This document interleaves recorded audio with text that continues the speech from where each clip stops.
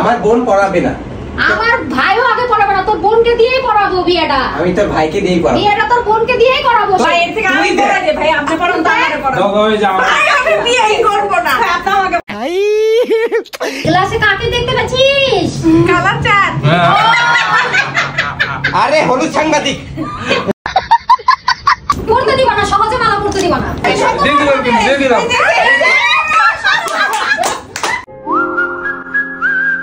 10 বছর পর আবারও বসলাম বিয়ের পিঁড়িতে। হ্যাঁ, যার সাথে গাঁটছড়া বেঁধেছিলাম 10 বছর আগে ঠিক এই দিনে।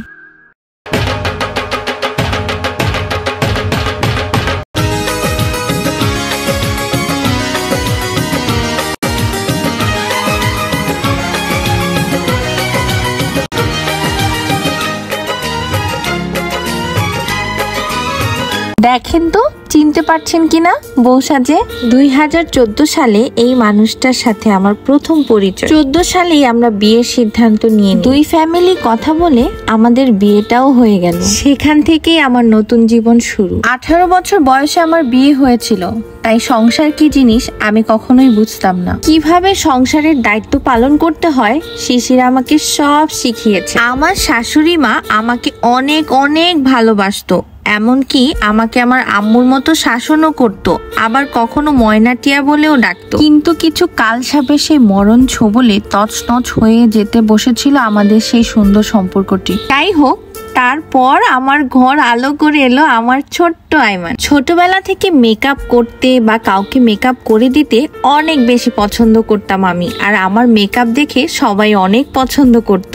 2020 সালে শিশির শখ করে আমাকে একটা পেজ ওপেন করে দেয়। সেই থেকেই আমার দৌড় শুরু, এখনো পর্যন্ত দৌড়াচ্ছি সেই সাফল্যের ঠিকানায়। শিশির সবসময় চায় সাদিয়া কিছু করুক, সাদিয়া নিজের পায়ে দাঁড়াক। জানি না আপনাদের ভালোবাসার ওই স্থানটা নিতে পেরেছি কিনা, কিন্তু আমি সাদিয়া চেষ্টা করে যাচ্ছি। আজ ছোট্ট একটা খুশির দিনে সবচেয়ে বেশি মিস করছি আমি আমার আব্বুকে। আমার এই সুন্দর দিনটা আরো বেশি স্পেশাল করেছে অনন্যা বিউটি জোন, যে কথা না বললেই না। অনন্যা বিউটি জোনে নিশ্চিন্তে আপনারা মেকওভার করতে পারেন, কারণ ওদের প্রত্যেকটা প্রোডাক্টই একদম হাই এন্ড ছিল। তাদের প্রত্যেকটা স্টাফই অনেক বেশি দক্ষতার সাথে আপনাকে সুন্দর করে মেকওভার করে দিবে আপনার মনের মতো।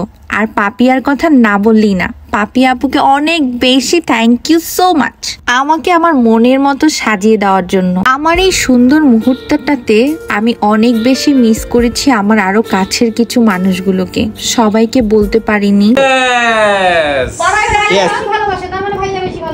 সাদিয়া আপুর হাতে ঠিক হয়ে পাচ্ছিল, কিন্তু সাদিয়া আপু কি করছে নেয় নাই, কারণ সাদিয়া আপু আপনাকে পড়াই দিতে পারবে না, আপনি সাদিয়া আপুকে পড়াই দিবেন।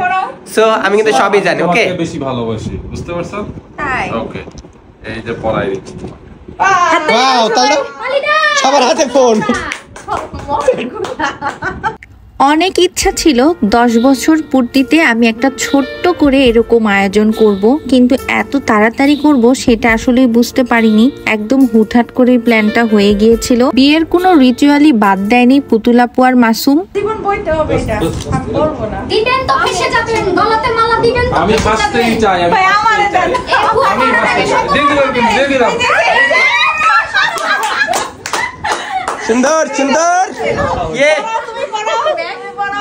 আনন্দময় এই সুন্দর মুহূর্তগুলো ক্যামেরা বন্দি করার জন্য ফাহাদ ভাই অক্লান্ত পরিশ্রম করেছে। আপনারাও যদি ভাইয়াকে দিয়ে কাজ করাতে চান তাহলে কমেন্ট বক্সে ভাইয়ার পেজের লিংক দেওয়া থাকবে, অবশ্যই চেক আউট করবেন। হিংসে মানুষকে কখনো বড় করে তুলে না, হিংসা মানুষকে শেষ করে দেয়। আমার এই নতুন পরিচয়ে যারা আমাকে তুচ্ছ তাচ্ছিল্য করে দেখেন, আমাদেরকে ছোট করে দেখেন, আমার বিশ্বাস আমার সাফল্যই হবে তাদের মুখ্যম জবাব। হয়তো তখন তাদের কথা শোনা বা বোঝার মতো সময় আমার কাছে থাকবে না। আমার এই আয়োজনটা আরো সুন্দর করে ফুটিয়ে তুলেছে উৎসব পুষ্পনীর অ্যান্ড ইভেন্ট ম্যানেজমেন্ট। প্রত্যেকটা মানুষের জীবনই একটা বইয়ের মতো, সেখান থেকে একটু গল্প শোনালাম আপনাদেরকে। কেমন লেগেছে অবশ্যই কমেন্ট করবেন, আর সব সময় আমাকে ভালোবেসে সাপোর্ট করে যাবেন, আমি যেন আমার লক্ষ্যে পৌঁছাতে পারি আপনাদের ভাইয়ার সেই শক্ত হাত ধরে।